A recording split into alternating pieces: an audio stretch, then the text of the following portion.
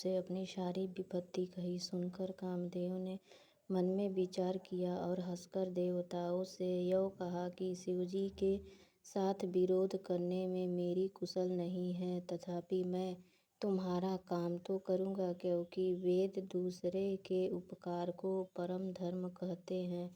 जो दूसरों के हित के लिए अपना शरीर त्याग देता है, संत सदा उसकी बड़ाई करते हैं। यो कह और सबको सिर नवाकर कामदेव अपने पुष्प के धनुष को हाथ में लेकर वसंतादि सहायकों के साथ चला।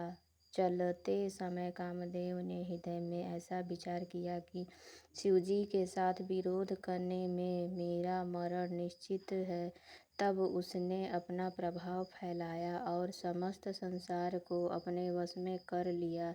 जिस समय उस मछली के चिन्ह की ध्वजा वाले कामदेव ने कोप किया, उस समय क्षण भर में ही वेदों की सारी मर्यादा मिट गई। ब्रह्मचर्य, नियम, नाना प्रकार के संयम, धीरज, धर्म, ज्ञान, विज्ञान, सदाचार, जप, योग, वैराग्य आदि विवेक की सारी सेना डरकर भाग गई। विवेक अपनी सहायकों सहित भाग गया। उसके योद्धा रणभूमि में पीठ दिखा गए। उस समय वे सब सद्ग्रंथ रूपी पार्वती की कंदराओं में जा छिपे, अर्थात ज्ञान, वैराग्य, संशय, नियम, सदाचारादि ग्रंथों में ही लिखे रह गए। उनका आचरण छूट गया। सारे जगत में खलबली मच गई और सब कहने लगे, हे विधाता, अब क्या होने वाला है? हमारी रक्षा कौन करेगा? ऐसा दो सिर वाला कौन है जिसके लिए रति के पति कामदेव ने कोप करके हाथ में धनुष बाण उठाया है? दोहा नंबर 84। जगत में स्त्री पुरुष संज्ञा वाले जितने चर अचर प्राणी थे, वे सब अपनी अपनी मर्यादा छोड़कर काम के वश हो गए। सबके हृदय में काम की इच्छा हो गई। लताओं बेलों को देखकर वृक्षों की डालियां झुकने लगी। नदियां उमड़ उमड़ कर समुद्र की ओर दौड़ी और ताल तलैया भी आपस में संगम करने मिलने जुलने लगी। जब जड़ वृक्ष नदी आदि की यह दशा कही गई, तब चेतन जीवों की करनी कौन कह सकता है? आकाश, जल और पृथ्वी पर विचरने वाले सारे पशु पक्षी अपने संयोग का समय भुलाकर काम के वश हो गए। सब लोग कामाग्न होकर व्याकुल हो गए। चकवा चकवी रात दिन नहीं देखते। दैव दैत्य मनुष्य किन्नर सर्प प्रेत पिशाच भूत बेताल ये तो सदा ही काम के गुलाम है। यह समझकर मैंने इनकी दशा का वर्णन नहीं किया। सिद्ध विरक्त महामुनि और महान योगी भी काम के वश होकर योग रहित या स्त्री के विरही हो गए।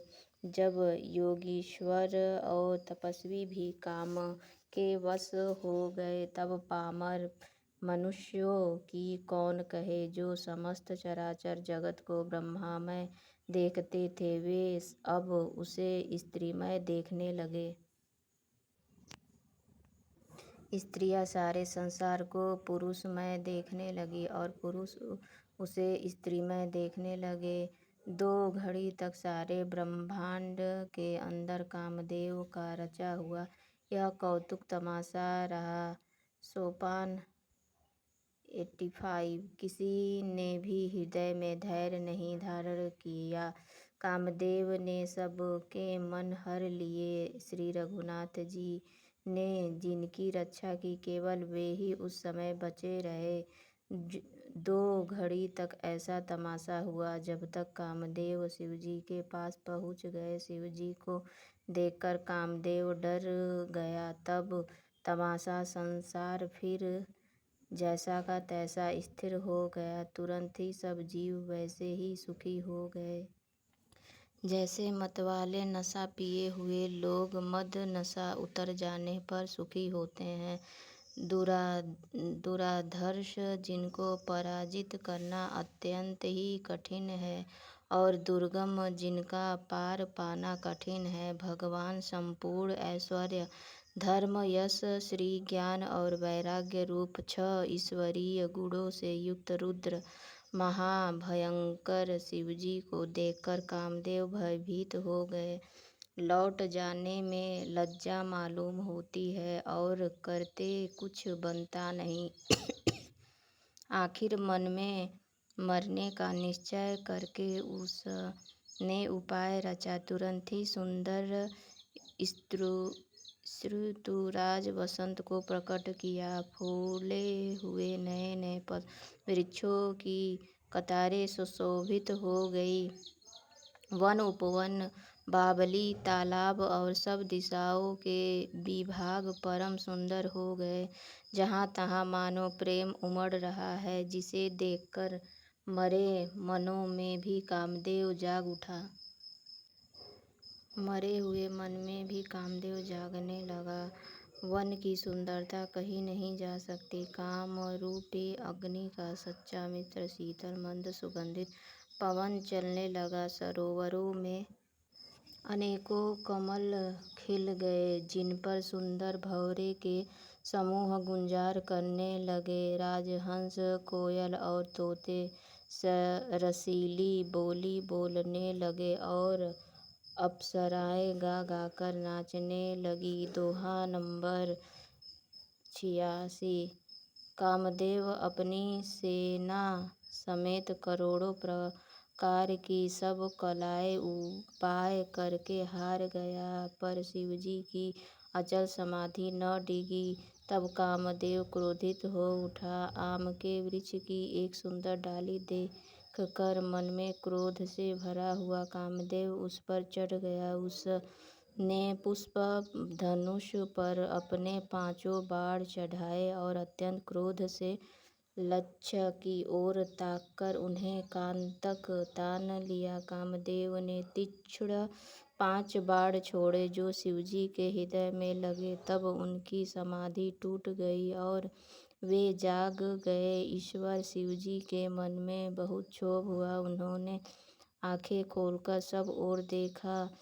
जब आम के पत्तों में छिपे हुए कामदेव को देखा तो उन्हें बड़ा क्रोध हुआ, जिससे तीनों लोग कांप उठे। तब शिवजी ने तीसरा नेत्र खोला।